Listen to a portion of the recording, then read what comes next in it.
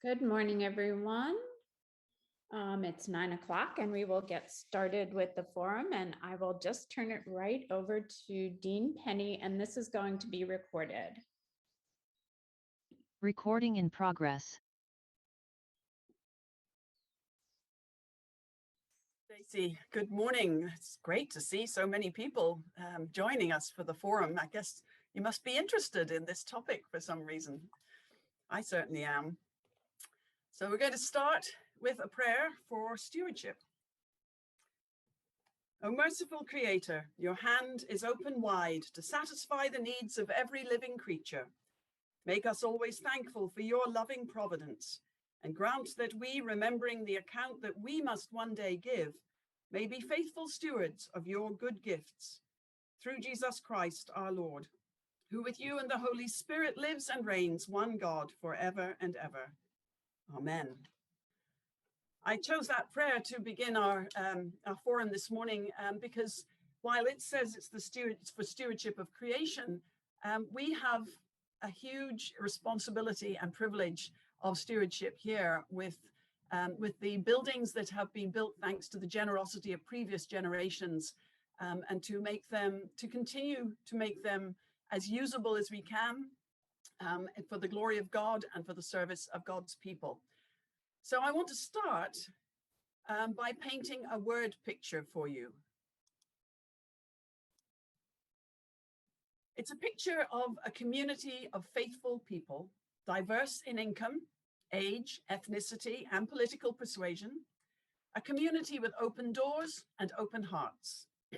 This community is united in their dedication to a common purpose, to enrich the lives of the people around them, and to do that by providing safe spaces for music, for celebration, for important conversations, for service to others, for the arts, for grieving, and for worshipping. I believe that this describes what the congregation of St. Paul's aspires to.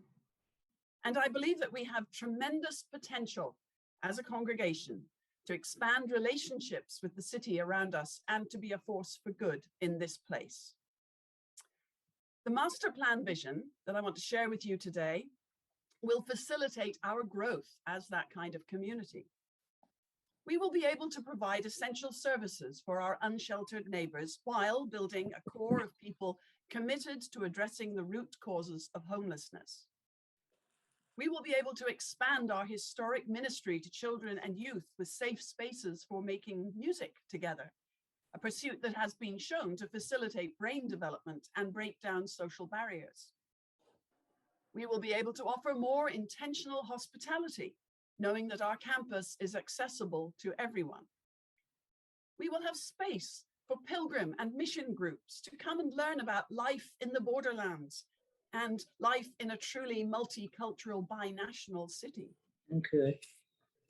We will have a campus that can generate revenue to support our ministries and sustain this congregation for future generations, protecting our legacy of mission. And all of this will provide the opportunity for us to develop and strengthen relationships across the city, cementing St. Paul's Place as a spiritual cornerstone of San Diego, a true cathedral for the city. So, for all this to happen, we need to make some changes to our campus, which means construction.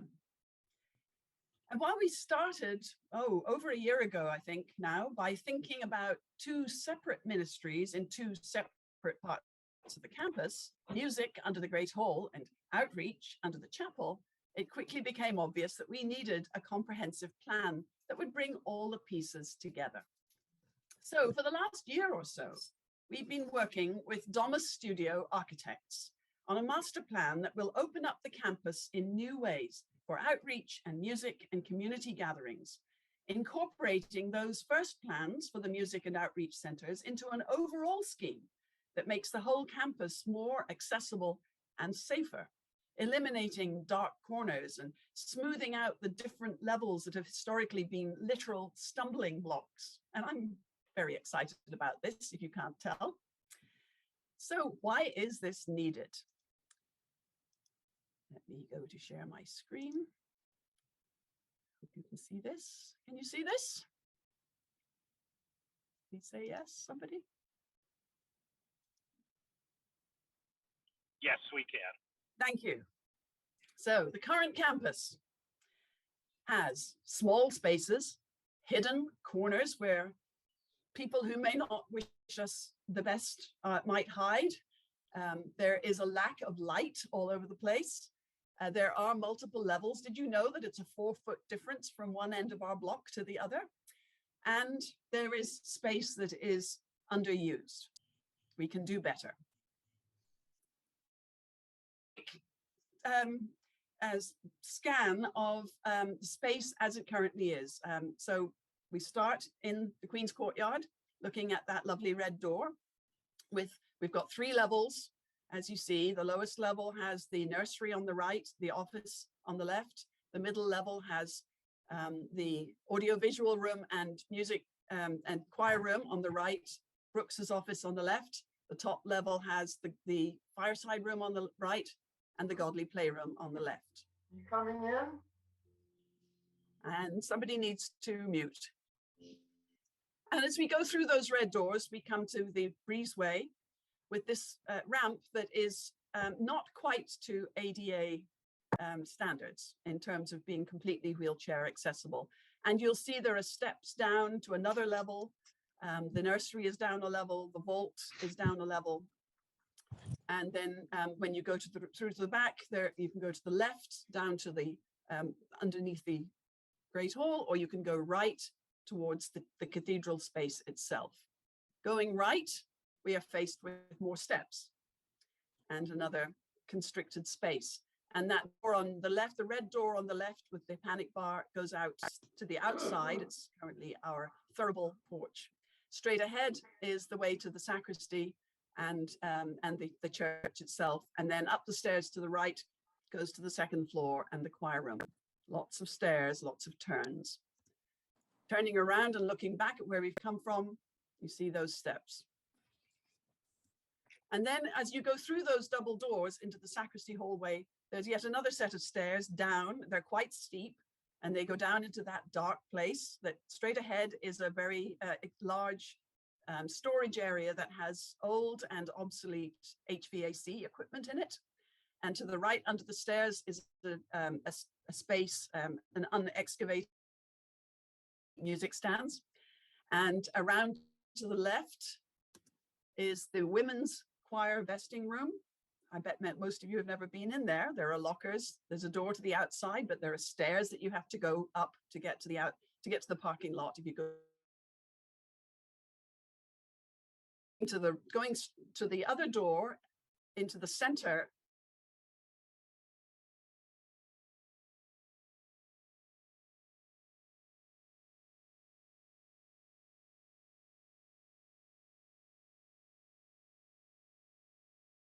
where that mirror is on the left, behind that is one of the organ blowers. So there's a structure in the middle that we have to work around. If we go through that space, we come to the stairs up to the chapel, and you'll see that there are several stairs and then a half landing and then another flight of stairs, and that goes to the chapel. And behind this door that's ajar is the Undercroft proper under the chapel. So we go to the right, we go through another door and we look, there are more stairs going down, and this space that, as you can see, is not really the best use at the moment. A hallway, a double door that says, please keep door locked, that goes out to more stairs that go up onto Nutmeg Street. On the right is a door to a large room that used to be called the Patchem room. It's now mostly used for storage of outreach supplies. On the left is the door to a rather lovely room that used to be the office of the Society of St. Paul. It's a large, they're both large rooms. And then going all the way back to when we went through those red doors and down the ramp and around to the left, this is the way, as you see, Bob, at the entrance to what we are currently using for the offices. And on the right, just at the top of those 3 stairs, is the elevator. And it's not easy to find if you're coming in from that courtyard. But we do now have this ramp that's gentle enough to be ADA accessible. So I'm going to stop sharing for a moment. That's what we have now. And as I said, there are dark corners, there are inaccessible places, there are many stairs and different levels. Now I'm going to share with you the latest iteration of the fly-through that our architects have created for us of what it could be. And this is literally at a high level.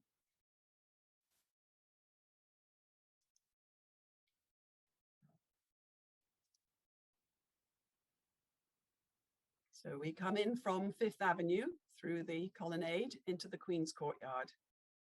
And we stop it there, and you see we still got the red doors, but now we have two very large openable spaces either side.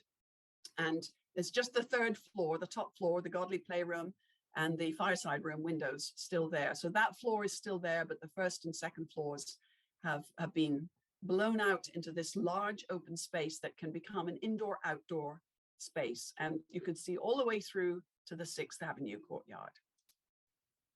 And so we go through and we find a space where we can have tables and chairs, we can have gatherings. There is a ramp down the back. You can see the elevator now. You see where those two people are standing on a sort of mezzanine. And that's the second floor. It's the Great Hall level. So now you can find the elevator, and there are stairs up, and to the left is the entrance to the Great Hall. And you can easily see out through this light-filled space, which we're calling the passage. We'll come up maybe with a different name for it, but that's what they're calling it now. And we go out into the 6th Avenue Courtyard. If you've been at church recently, you'll probably notice the 6th Avenue Courtyard is a bit of a mess at the moment as it takes shape. They're building the planters. But that space where all those people are standing will have a sandblasted labyrinth in it. And there will be these trees, a number of different trees and plants greening up the space. And we will be sharing this space with the tenants in the new building. Oh, and I should say on the left is our new guild room. So you can see out Balboa Park, can come around. And that is, that structure right in the middle there is the elevator and stairway to our new parking levels. We'll have 2 levels underground of parking. That's taking shape very quickly. So that's the structure to bring us up from that parking to the cathedral level. So we go around and down this ramp between the 2 buildings and out to what we have traditionally called the clergy parking lot. And this is one of the most dramatic transformations. There is a small space that doesn't belong to Grey Star, but is entirely still ours, where we used to have reserved parking for the clergy. The architects have come up with this amphitheater idea. So you see it curving around from the bottom left around the middle is a ramp that makes it entirely accessible and gives a line for people to line up if they're waiting for something in the building. And then there are these benches, there are trees, and there's a gathering space. All of this, of course, is still being modified and tweaked, but we have a good amount of space there in the middle of this amphitheater. So we come around and get a view. And you see now there's a giant screen on the left on the outside. So that's a possibility to have a movie night in the amphitheater, and down below a wide opening with glass doors that leads to the outreach center. So now the outreach center is in a space that used to be that Undercroft with all those different sets of stairs, but it's now completely accessible and it has daylight coming in.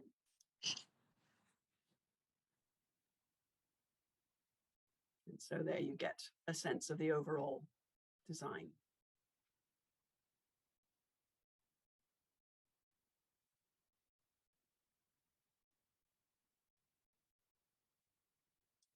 Okay, so that's the dream in the big picture. Now, the 2 major pieces of this, as I mentioned, are the music center and the outreach center. And then there are some additional improvements around the campus to support our children and family ministry on the 3rd floor. we know that the listening project last year established that we know that music and outreach and ministries are the ministry areas closest to the hearts of St. Paul's people. So that's where our major energy is going with this master plan. And now we're going to look at each part of the campus in turn. And I will be inviting Martin and then Claudia to talk a little bit. So I'm going to again share my screen if I can find the right thing to share. So we've gone through the current campus and we come to the master plan. Oops, now I've done the wrong thing there. I'm still learning. Isn't it going? Okay. All right, so we've got this. This is the first, the overview of the plan. I hope you can see this. I wish I was better at PowerPoint. Oops. Somebody said something? Just that we can't.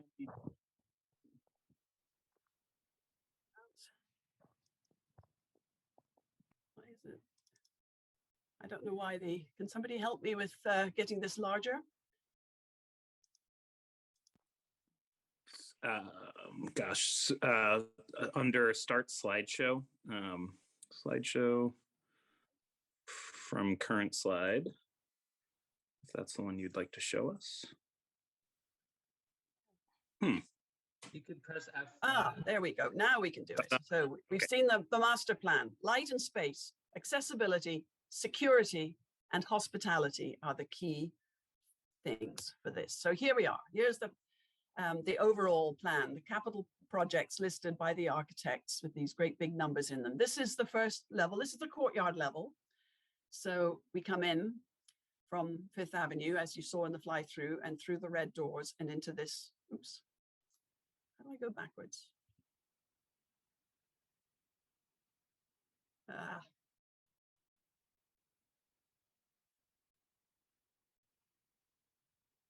Okay. So we come into the passageway as that you saw with all those people and the tables and chairs. And you go to the left to the elevator over here. We go all the way around to the left, and here are bathrooms, a whole bank of bathrooms. And this is the music center tucked in under the Great Hall. I'm going to give you a blown up version of that in a moment. And then out to the labyrinth in the 6th Avenue courtyard, or you go through the passage and outside and down to the amphitheater and into the outreach area. So this gives you a sense of that level. There's the church with the expanded chancel that we will have by the end of the summer.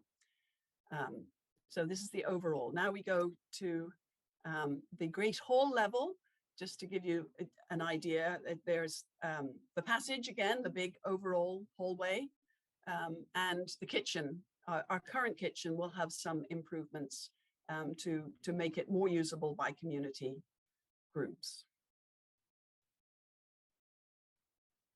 Okay. Now we come to a better close-up of the courtyard level. And I think I've got even a more, let's see if I'm not sure if I have a more close-up, but I hope you can see here the music center. And we've got current bathrooms down below the level, a choir rehearsal room, and a number of different spaces. Martin, do you want to take it from here? Sure, yeah. My connection's been freezing a lot. Can everybody hear me okay? Is it coming through? I can hear you. Okay, great. So first of all, there's so many things that I'm excited about for this. The first one just being that we've never had a cohesive space for music anywhere here. My entire career, or really my entire lifetime, going back to when I sang here as a boy, starting at age 7. It's just been spread out and squirreled away all over the place, which makes it really, really inefficient to use. And then one of my main concerns going into developing this too has been the safety aspect when we have the kids on campus. And this is such a night and day improvement in that realm too. It gives us all One nice location, as Penny said, there's that nice big rehearsal space kind of in the center. We're still playing around with, oh, that's great to be able to see that big.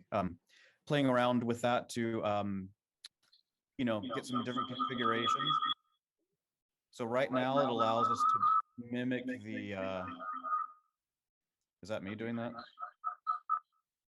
No, somebody needs to mute. Okay. So right now it allows us to mimic the setup that the choir has in the chancel with the 2 rows of choir on either side facing each other. And then we have that U shape to allow for more flexibility when we do get back into full swing and have events with, combined choirs. When we have visiting choirs, we want this space to be more flexible to use for, other ensembles in the community to use maybe as their rehearsal space or recording space, all sorts of things, choir festivals. So that number of chairs, it says 42 right now, that's maybe still going to get played with a little bit. It's a nice big wide open space too. You can see there are hardly any walls. I love a lot about that too. It's great for visibility and supervision when the kids are here. Just lets a lot of natural light in from the windows on either side. If you've been inside the old choir room, no windows, no anything. It's just really a storage closet. So this is just such a huge improvement just in feeling and everything from there. Much improved security. Another thing, this is where I'm going to nerd out a little bit here. It doesn't look terribly exciting on the drawing, but right to the right of that big number 1, we see all those rectangles that say high density. That replaces our entire upstairs music library, which is this really awkward room squirreled away very far away, but there's just this really wonderful, efficient shelving system. Yeah, there we are back at that. Places at an entire 3rd floor room. It's right there in the choir room, right in the rehearsal area. Neatly, it doesn't get dusty. And it's great. And it leaves us room for expansion from where we are. So there's lots of wonderful things there just to make our life as an apartment just so much more efficient, much more easy to work with. Over where the old bathrooms are, this is the latest development. You can kind of see it's hand drawn. That's a little lounge / waiting area for parents during rehearsals. Before, for all the past generations, parents have had to wait either outside, kind of on that landing, or on the rare rehearsal day when it is raining, they stand up there and get wet. So this is just so many wonderful improvements. I don't want to talk too long here on our time, but This is important. it's really just a dream, honestly. It gives us so much more square footage. And again, with the place being totally open, another consideration, obviously, this past couple of years has been, designing spaces that are much better ventilated, much more suited to dealing with another situation like we're in now. So we have cross ventilation. We'll have upgraded filtration and HVAC system. Hopefully this won't happen again, but if we do come back and we have to do rehearsals where people are spaced way out, we have plenty of floor area to reconfigure the rehearsal area and give people 6, 8, 10 feet of space between everyone. It just solves so many problems, and I can't stress enough, for one of them being here in the evenings during rehearsals, especially with the kids, the safety factor here, because we have locked entries everywhere. It's completely self-contained. We have restrooms, self-contained areas for taking breaks, doing everything that needs to happen without anyone ever leaving the music center, having to go outside or going down one of those dark, squirrely rabbit hole corridors for vesting, restrooms, library, rehearsal, anything. It's all right here. And I'm really, really excited. It's going to be wonderful. Some of you might remember that in the past we've had awful things happen when the children needed to go to the bathroom in the middle of a rehearsal, and they had to go outside and use the ones that were open to the whole world, and they would come across somebody shooting up. It was scary. Very problematic for a number of reasons, and this solves all of that. It's completely accessible. Down along the bottom is the ramp, the gentle ramp that would take everybody in, and we can wheel things in and out. Oh yeah, I forgot. So no stairs. Yep, wonderful. And then the existing old stairwell down from the Great Hall, you can see it's in white there. There's a door at the bottom of that now, so that locks that, so we can be completely, again, secure and isolated from an event or people up in the Great Hall. And then it can be opened if we do need to access those downstairs restrooms for a large event in the Great Hall. Some of you might remember when we created or when we renovated those basement restrooms, and we eliminated one of the staircases, we discovered what a huge job it is to drill through or to break up the concrete. You'll be relieved to know that the interior walls down in this level, and I happen to be sitting in it now, my temporary office, are they're not load-bearing walls. This space was originally the parish hall when the congregation worshipped upstairs in the Great Hall before the church itself was built. So we know that it's not nearly as daunting a task to open it up as it might be. Yeah. Okay. Any questions for Martin? I know he'll have to go and do choir practice. There's something in the chat, but I can't look at it while I'm sharing my screen. So if it's a question, please speak up.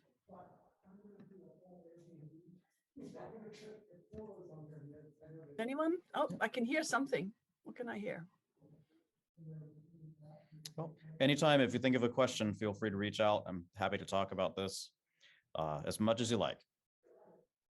There are no questions in the chat. Okay. Okay. Thank you. Thank you very much, Martin. And we've been going back and forth, and the architects are really listening, I think, to our needs. Yeah, they've been a wonderfully responsive group to work with. They're really fantastic. Onward to the Undercroft. So this is the lower level. This is, you see the church itself. It says unexcavated because we don't have an Undercroft underneath the nave of the church. But you see the amphitheater, and then all that shaded area, number 2, is what will be the outreach center. And Claudia, what would you like to say about this? I think I can get this bigger. There we are. Is Claudia with us? I'm with you. Hey, good. For those of you who were with us back in 2015 when we started our Showers of Blessings, the area that is the 6th Avenue Courtyard right outside the old Guild Room, that is where we had our first showers events. And the clergy parking lot was where we had our mobile shower unit. That's all going to be all gone. But the problem with that situation, as with the whole cathedral space, is that there were so many little nooks and crannies and places where things needed to be stored that volunteers spent most of their time, a good 6 hours, and their energy running and finding things and trying to get them to the place where they could be used. This attempts to address all of that by putting everything in one space.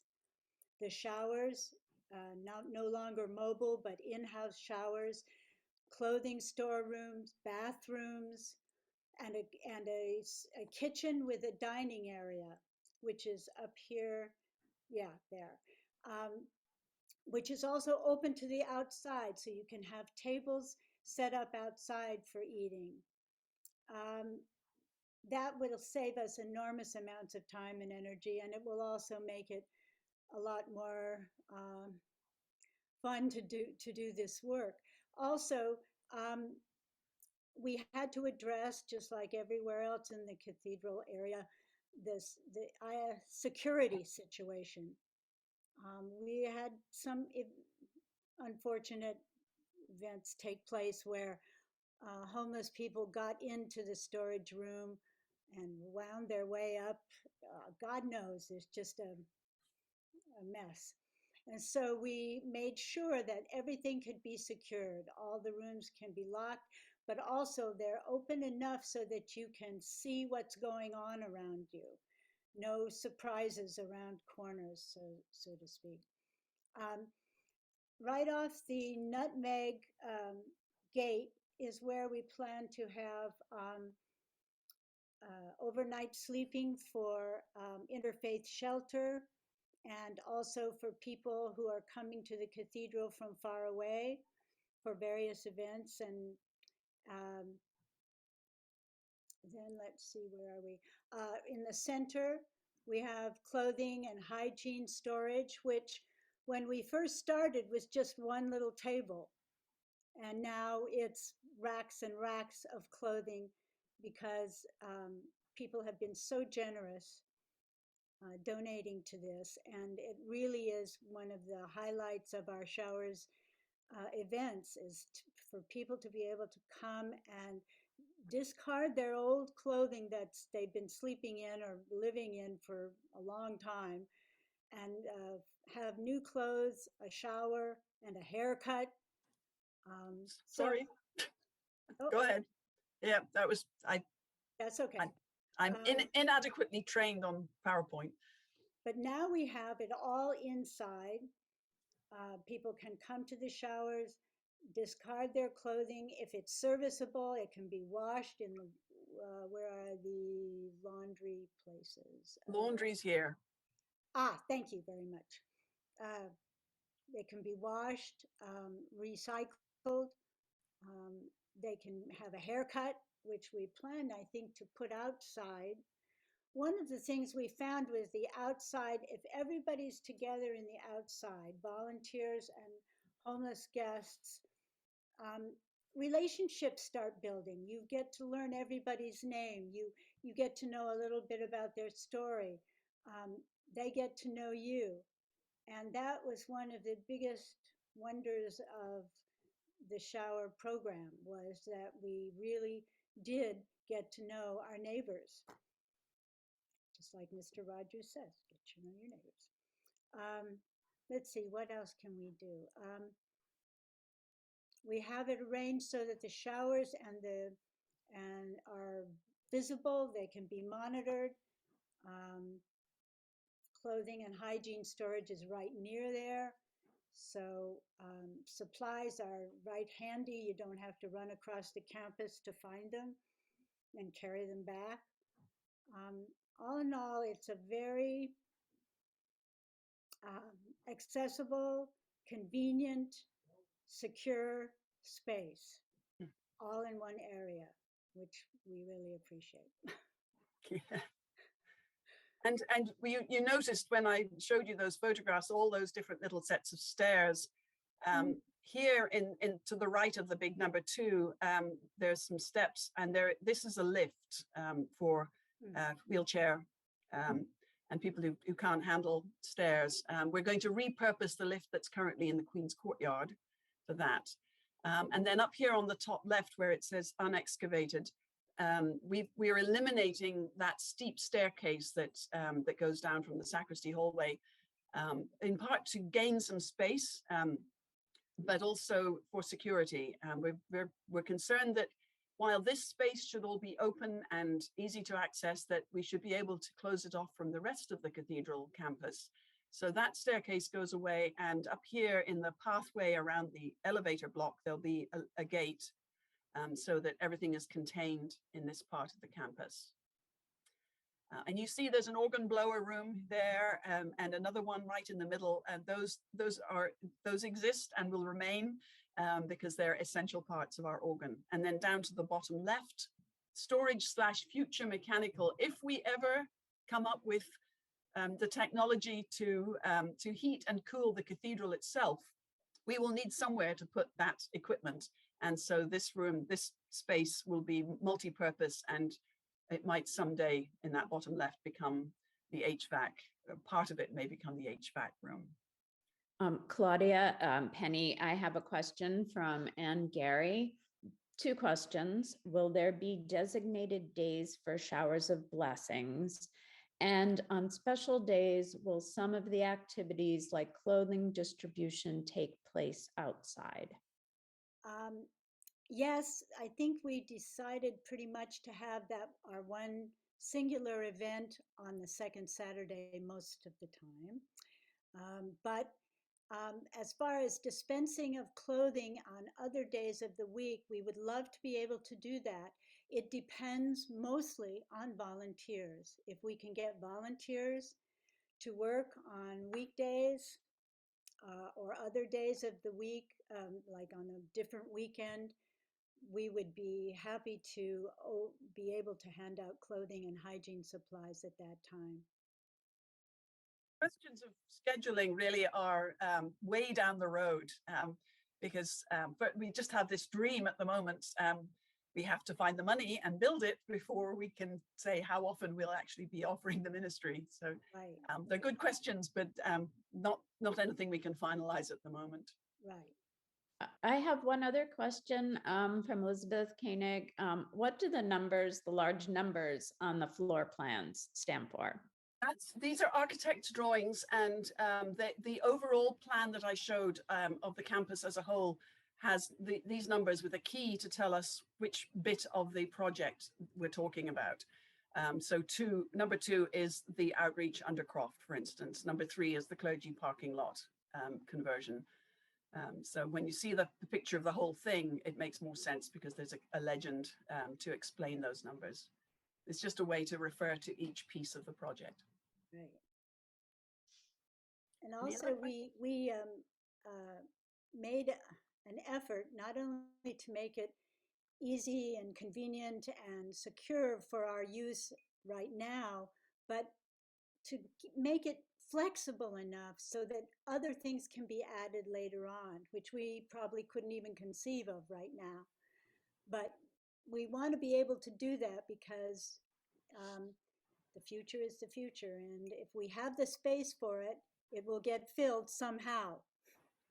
I stand corrected. Elizabeth was talking about next to the number 3 in smaller type. It Oh, is yeah, plus 269.4. That refers to height, different levels. So it's in inches. That's my understanding. I'm not an architect. Because it's an amphitheater? Yes, there's a slope. There's a. I think that's what that is. Although that seems a very high number, so I'm not certain about that one. I know that the smaller numbers that say minus 53 or minus 98 are they're in relation to the cathedral level. Mm-hmm. So it tells you how deep down underground that space is now, and so you can imagine what it would be like if the sunshine could actually get in there. And one of the things, Claudia talked about the future, which, who has a crystal ball, but one of the things that I'm really hopeful about with this whole master plan is the relationship aspect of building partnerships with other nonprofits, perhaps with mission trip organizers across the country, perhaps with other children's music organizations, but that this will allow us to make our campus usable in many ways and to strengthen our relationships with people and organizations across the city and the country. I'm sorry. I have another question from Jasmine. She says it looks like there are 4 showers, 2 of which include toilets. Is that correct? No, it's two toilets and 2 showers, wheelchair accessible. Yeah, so they're all gender, wheelchair accessible bathrooms and showers. Any other questions on this piece? There are none in the chat. Okay, good, thank you. So the music center, the outreach center, very exciting. But wait, there's more. So on the 3rd floor, if you've ever been up to the Godly Playroom or the Fireside Room, you'll know that there is no bathroom up there. And if we're going to be building more of a children's ministry, which I hope we will, we're seeing younger families come, we got to have a bathroom for the kids that's handy, that's convenient. And there happens to be a large closet between the Godly Playroom and the Fireside Room that was originally intended for a bathroom. And so that's on the plan as a smaller part of this. Another piece is to expand our sacristy, the workroom where the altar guild works and prepares everything, where we store our vestments and our silver, where the clergy get vested for worship, and to allow space for the acolytes, our altar party, that are so important to us. We have so many wonderful people, vergers, crucifers, thorifers, all those people who need somewhere for their vestments. And then, as I think I'd mentioned earlier, the improved kitchen, some relatively minor improvements for our kitchen. So here is the third floor picture. So number 5, that little space, that's the bathroom, the proposed bathroom between the fireside room and the godly playroom. And then up the number 6 in that shaded area, which is currently the choir library, tucked way up on the 3rd floor. I believe that's earmarked to be the audiovisual control room. So it's a good isolated space for our very, very valuable technology that we have for our live streaming and recording of services. And so we come back to the courtyard level. This is so that you can see there are 2 number 3s here, which is confusing. The one to the left is right in the middle of the proposed expanded sacristy. So we have the priest vesting, the working sacristy, and then acolyte vesting, which would have its own entrance, and a more accessible bathroom for that space too. So that's an exciting possibility. I had a friend at a church I used to work at take videos of their purpose-built sacristy with all of the customized cabinetry that is a dream for Altar Guild. And Connie is looking at that stuff and starting to dream about what our sacristy could be. I do have one comment sort of question from Lisa, who has needed to move on. She said that this space assigned to the acolyte vesting appears quite small.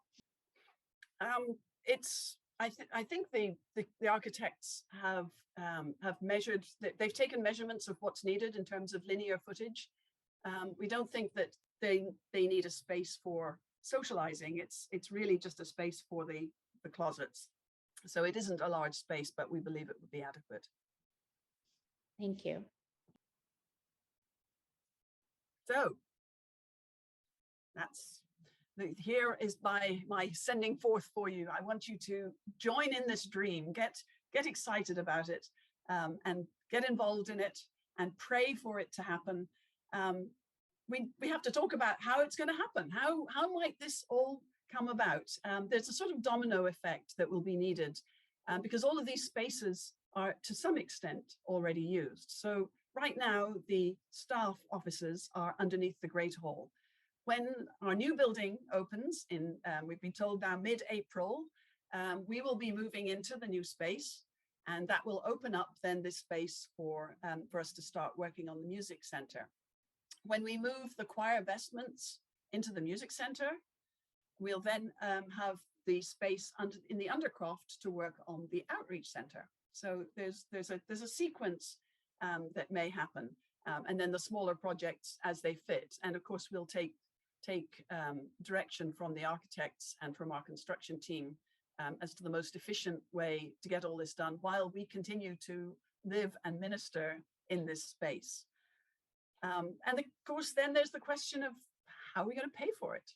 And you've heard quite a lot already over the last year about the possibility of a capital campaign. Capital campaigns can be done in phases. We can look at the different projects. We have to figure out how, if somebody's really passionate about one piece and not so much about the other, how we're going to facilitate that giving. There are a lot of details for us to work out. We're looking to build relationships with other organizations, as I mentioned, that might partner with us and might help us make the best of this space.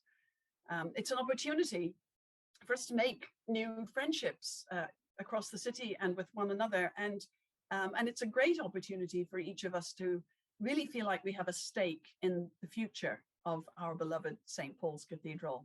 So we're looking at sources of grants as well as inviting you to be a part of it. Our grants committee is looking at sources of grants from both religious and secular organizations, because there's a lot of energy out there around broadening the mission of the church. And some of the philanthropic organizations that have traditionally supported the church are particularly interested in things like outreach centers or community music. So I'm very hopeful that that we're going to find some help from outside of our immediate community. In 2 weeks, I will be going to to a conference in Atlanta, the Consortium of Endowed Episcopal Parishes, and there are a number of workshops that are focusing on how do we broaden the community service of the church? How do we make the best use of our buildings, our historic and beautiful buildings? And I'm going to all the workshops I can to get all the ideas that anybody might give me. So that is my presentation, and I am happy to take questions. There'll probably be a lot of answers along the lines of, we don't know yet, but I'm happy to take the questions and take note of them so that we address them as we go along.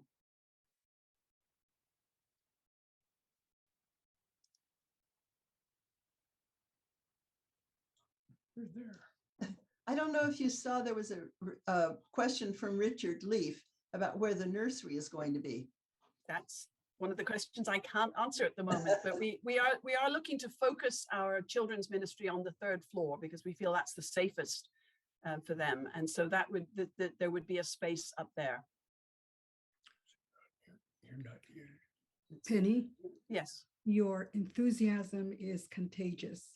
Thank you so much. Oh, good, thank you. The possibilities are just they're so exciting. It's we have a wonderful place here, and we can make it sustainable for the future in extraordinary and imaginative ways. Yeah. Any other questions, comments? Anybody belong to an organization that might give us $1 million or so towards this?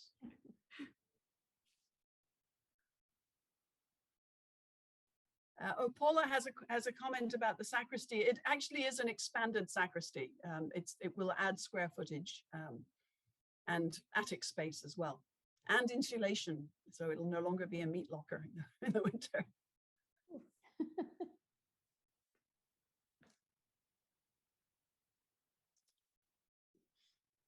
Okay, well, if there are no other questions. Oh, time frame. Oh, thank you, Barbara. Well, the time frame depends on the funding. And the Capital Campaign Committee has just been rebooted. We took a break when Jeff left, so that until we could have Richard on board and he could find his feet. So Richard Hogue and Rocky Ewell and Darian De Lorenzo, the People's Warden, Justin Lewis, the Dean's Warden, and myself, we are forming a steering committee that will make the most of people's gifts. And over the course of this year, you're going to hear a lot more about this. We're going to be doing a feasibility study. We're going to be hiring a consultant who knows the San Diego market. But we hope to get a lot more information about what we think might be feasible. And the dream, the plan, the hope, the prayer is that we will be able to afford everything. We don't know yet. That depends on all of you and the universe and God's goodness. So I would like to see it done before I retire. By the way, Penny, there's a motion for you never to retire. That's very How many people joined that? Yes, okay. Seconded. Very sweet. I appreciate that. All right, well, thank you very much. And you will hear more about this. There's the architects actually have given us a whole presentation, and I just gave you selected portions of it today so that we could focus down. But we'll be talking about this more, and anybody who's interested in learning more, please let me know. I'd be delighted to bring you into the planning and the dreaming. All right, and Stacy, what's next? That is it for today. I hope everyone has a great Sunday. And next week, as Penny said, we will be Reverend John Fenistel will be here to talk to us about the Friendship Park along the border and making it a binational park. Barbara, I hope there will be a model to view in due course. I'm sorry, who did you say would be the speaker? John Fenistel, not sure how Yeah. to pronounce his name. He's a Methodist minister. He used to be attached to First United Methodist Church, but he's now the executive director of VIA International, which looks to create and strengthen ties across the border. Thank you.